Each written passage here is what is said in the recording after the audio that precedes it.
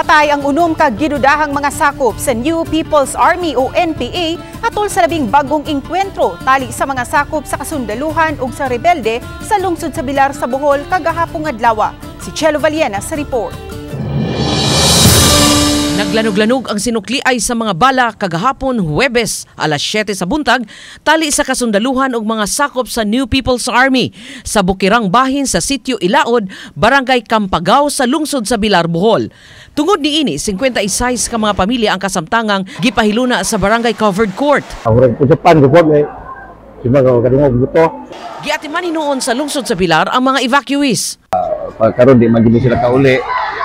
So nagpaandam na ko og mga food pack para mapaniud ko nila dayon unya sigurong hapon amo pud silang giandaman og mga relief goods para ilahapon magamit udi pa sila kauli sa ilang bahay. Sa unom nga nakalas nga mga sakop sa New People's Army, duha kanila napatay sa ikaduha ug ikatulong inkwentro, samtang usa sa ikalimang inkwentro ang laing tulo napatay sa ikaunom nga inkwentro.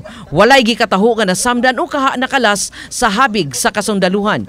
Nakaplagan sa dapit ang nagkalain-laing mga hinagiban sama sa granada ug mga high-powered firearms. Uban ni Clarence Gabutin, Chelo Valiena, Balitang Bisdak.